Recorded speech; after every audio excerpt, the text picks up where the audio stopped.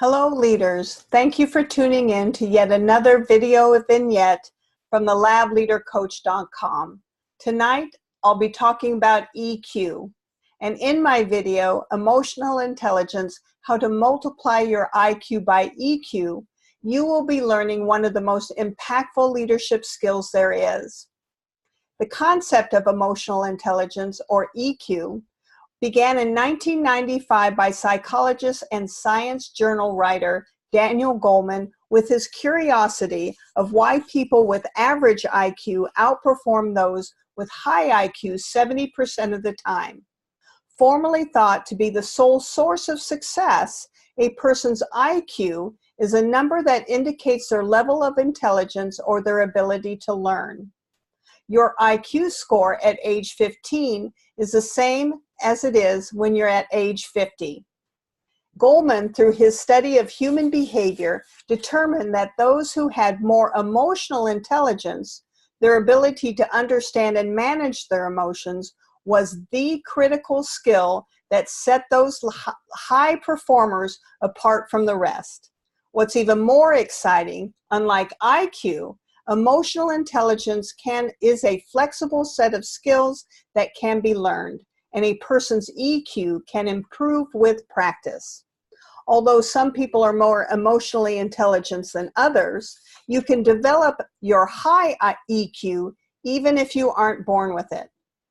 And that's why we're here tonight, to learn those practical skills that will ensure your success in all of your relationships, both inside and outside of work. So let's go ahead and get started. Here are the objectives for our session tonight. First, I will review the facts around emotional intelligence and how it impacts business success. Second, we will go over the 4 categories that make up emotional intelligence.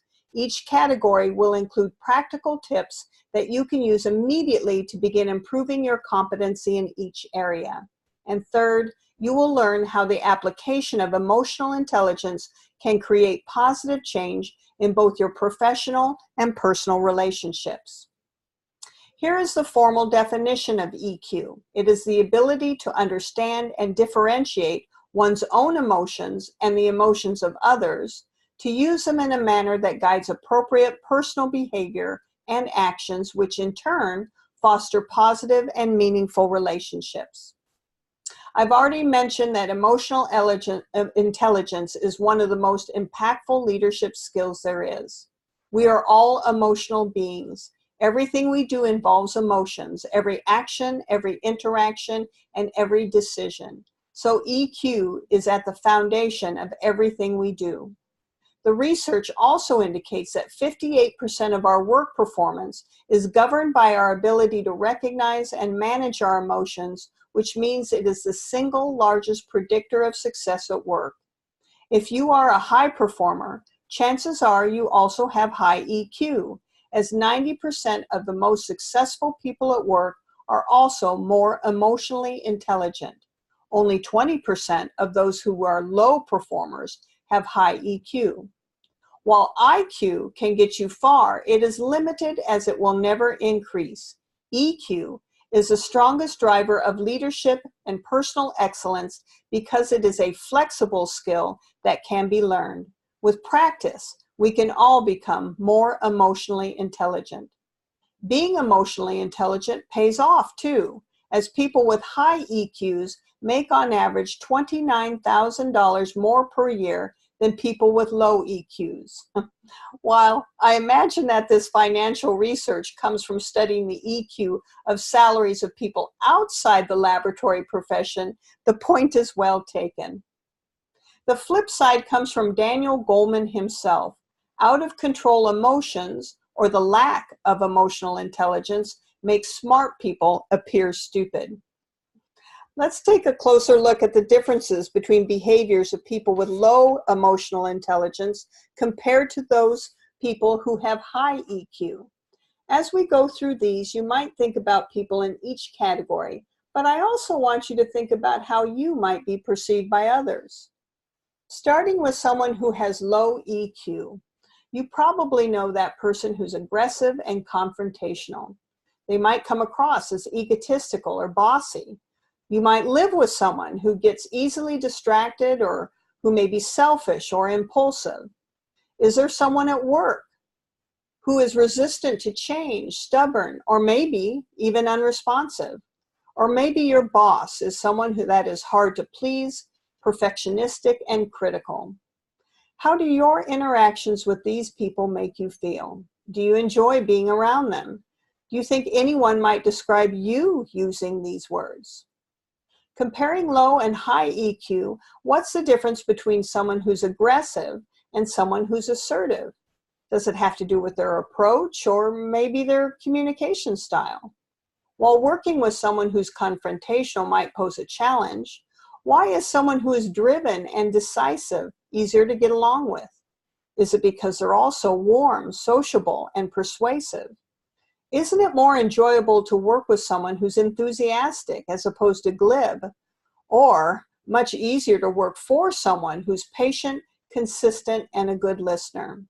In our profession, isn't it great to work with a professional who cares about quality patient care, who is dedicated, detailed, careful, and systematic? As you think about people who fall into this category of high EQ, how do you feel when you're around them? Is it less stressful than thinking about people with low EQ? Are these the words that others might use as they describe you? If you worry that some of your behaviors could come from a place of low EQ, don't despair. Remember that this is a skill that you can improve, and in a few slides, you will learn how. Let's take a moment and think about where our emotions come from. According to the Center for Neural Decision Making at the Fox School of Business, Temple University in Philadelphia, trust and distrust have two different addresses in the brain. Distrust lives within the primitive part of the brain, or the amygdala, and trust lives in the cerebral cortex, also called the executive brain. This area in between, called the midbrain or limbic system, is where our memories are stored and therefore our feelings. We all know that humans are hardwired from thousands of years of threat stimulus for an automatic fight or flight response. This means that our primitive selves thousands of years ago required a significant change in their body chemistry to respond quickly to real and immediate dangers. Because of that hardwiring, our brains today still automatically register each stimulus in the primitive brain first, which naturally leans us in the direction of distrust and signals the release of hormones, causing us to react in a fight or flight manner. These hormones are the stress hormones of the amygdala: cortisol, norepinephrine, and testosterone, which are responsible for the physical symptoms associated with stress, fear and panic, aggression, and irritation. This is the brain's first reaction. But what if the stimulus is not perceived as a threat? What happens if in our brain when we see someone we love or a coworker brings in home-baked cookies for the team? Researchers have discovered that it can take up to a full 2 seconds, but because the amygdala kicks in first, if the image does not resonate with feelings of fear or panic, the limbic part of the brain reacts to associate the image with a memory, which in turn invokes a feeling based off that memory. Sister, good. Cookies, good. Our brain will then activate the cerebral cortex and register the stimulus as trustworthy. This produces a completely different set of hormones, such as oxytocin, described as the cuddle hormone, because it is the same hormone produced when you are lovingly held by your mother at birth. Dopamine and serotonin are also feel-good hormones, while endorphins can create a longer-lasting sense of well-being. This understanding of hormonal changes in the body is important to know when you consider how emotional intelligence can be used to help guide a conversation. When you're in conversation with someone, remember that the primitive part of their brain kicks in first. Within 0.7 seconds, researchers claim that your words will be judged. Based on this very quick judgment, their brain will begin the stimulation of either stress or feel-good hormones. All the physical changes associated with these chemicals will begin to have an impact on their body. Their heart rate changes, their body temperature changes, and if the chemical is cortisol, their blood will begin to rush to all their extremities so that they're ready to fight or flight. They can't help it. It is what all of our brains are hardwired to do. These physical changes, coupled with stimulated memories, is at the basis of our emotions. Now that we have an event that lights up our cerebral cortex, we are better equipped to listen, focus, and engage in understanding. What happens next is how we process information based upon our beliefs and values. Human values are a set of beliefs that people choose to follow and practice as they strive to do what is right or what society expects them to do. Parents begin passing their inherent value systems to their offsprings immediately after birth. As families raise children, they instill their personal beliefs and values directly and indirectly through their examples. Children also learn values from teachers, religious leaders, friends, peers, and society as a whole. Human values also pass from one generation to the next. Whatever your thoughts are around a subject, situation, person, or event, those thoughts come from your value system and create an emotion that is a direct link to your behavior. Therefore, our observable behavior is just the tip of the iceberg of what happens beneath the sometimes turbulent water of our emotions that emerge from our values. Shakespeare said it best, "Nothing in this world is good or bad, but thinking makes it so."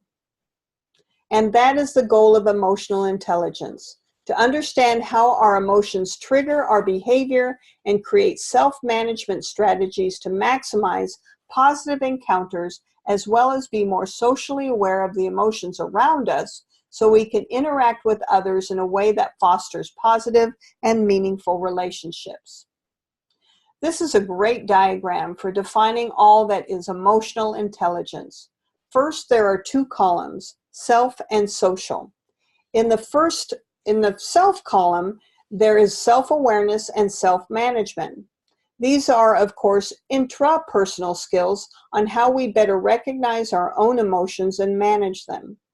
In the social column, there's social awareness and social skills, which are competencies on how we can better recognize and understand the emotions of those around us or the culture within our organization and our ability to successfully manage those relationships. If you follow this diagram across the rows, the top row contains both self and social awareness. Success in these categories comes from knowing who you are and how you feel. Having empathy for another person is the ability to understand and share their feelings, which is part of social awareness. On the bottom row is self-management and social skills. Success in these categories comes from regulating your behavior or what you do. It is about managing your own reactions and your ability to manage your interactions with others successfully. Let's take a look at each one of these quadrants a bit more closely. As previously mentioned, self-awareness is about knowing who you are and what makes you tick. It is about fully understanding your core values and why you get upset or feel unhappy when these values become challenged. Interestingly, many people lack self-awareness. These are the people that don't understand why they are upset or angry, and they do that quite often, and are the people that may keep making the same relationship mistakes over and over again. The strategies to build more self-awareness are simple but not easy. First, stop judging yourself and embrace who you are. Emotions are not good or bad, they just are. We are emotional creatures. We all have emotions. Of more importance is to find out why you have the emotions you do, and this sometimes takes quiet reflection. In this fast-paced world, that is probably not welcome news, but keeping an emotion journal is something that I have found to be very effective in helping my clients identify emotional triggers and find patterns. At the end of this video, I have an example of an emotional journal that I developed. The more descriptive that you can get in defining exactly how you feel, the better. It may be enough to write down that you feel angry, but if you ponder on your feelings a bit and decide that instead you're angry because you feel betrayed, well, that gets you closer to the root cause. And once at the root, you can better understand which dearly held value was violated, helping you grow more confident in your convictions and more calm and consistent in your behavior. Once you have a deep understanding of how you feel and what triggers you emotionally, it now becomes important to manage the outward display of those emotions. Part of that self-management still lives in self-awareness. In other words, be mindful of your physical cues when something tickles your amygdala. You have to resist that unconscious hardwiring, that urge to fight or flight. My physical symptoms start with the hairs on the back of my neck or a sudden flush in my face with a rapid heart rate. Unchecked, I immediately burst into tears. Not that crying is a bad thing. Tears do have their time and place, but it is not always helpful in a tense negotiation with a colleague or during candid feedback from your boss.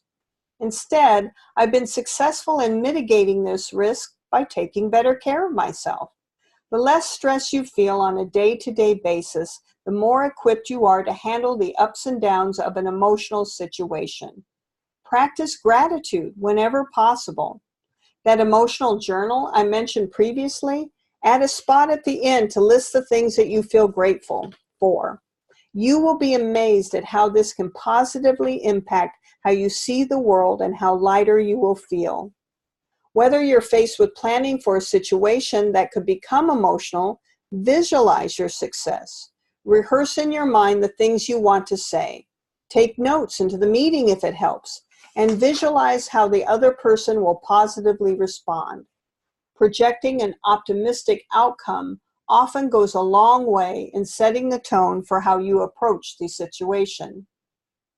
Social awareness describes your ability to plug in to what is going on around you. Your ability to read other people and your ability to take the temperature of a room when you enter a meeting.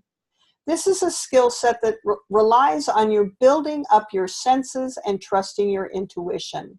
Listen and look for the cues around you. How does their posture give away how they feel? Are they leaning forward in interest, or are they leaning back in distrust? Are their arms folded, blocking acceptance? What are their facial expressions? Are people in the group talking among themselves? What does their interaction tell you about how they feel regarding the information being presented? Building this skill on a personal level requires you to be an intuitive listener, hearing the words and the emotions behind them to fully understand the message. It might also be helpful to plan ahead for social events. If you are uncomfortable with small talk, have one or two interesting stories in your back pocket that you can pull out to break the ice and start a conversation. Increasing your professional social awareness is finding out who the key political players are and to understand the culture of your parent company. I've worked for organizations who had one set of core values printed in their employee manual, but lived by a completely different set of rules. This is where your self-awareness and social occupational awareness line up for either great organizational success and professional empowerment, or short-lived employment and searching for opportunities elsewhere, either forced or by choice. The outcome of good self-awareness, self-management, and social awareness is better social skills. Any concentrated effort to improve one of the previous three will in turn dramatically improve your social skills. But why? If you become more self-aware, you have a deep understanding of your personal core values. Any action you take that lives true to your values is an act of integrity. People build respect for those who consistently come from a place of integrity. If you're able to manage your emotions effectively, you will learn that it's okay to be vulnerable and people respond positively to those who are able to articulate strong emotions in a controlled and respectful manner. This takes some practice with getting comfortable with holding crucial conversations, expressing a difference of opinion in a way that doesn't demoralize or discount the other person. And finally, people strong in social awareness are the people everyone enjoys being around. You are the coworker that everyone knows they can count on and look forward to being on their team. You're the boss that people don't fear going into meetings with. You are the friend that others know will listen when they need a shoulder and who will be the one to buy the first round in a celebration. Think of increasing your social skills as building your reputation or creating a legacy for others. Be that mentor that helps others become more successful. And that's the good news. Focus on just one of 4 categories of self-awareness, self-management, social awareness, or social skill. Any improvement in one of these areas will improve your overall emotional intelligence. Use your emotional journal to reflect on your moods to understand where they're coming from and make a pact with yourself to underreact to situations. This will help buy you time to watch and learn from the reactions of others. Every encounter is a learning moment.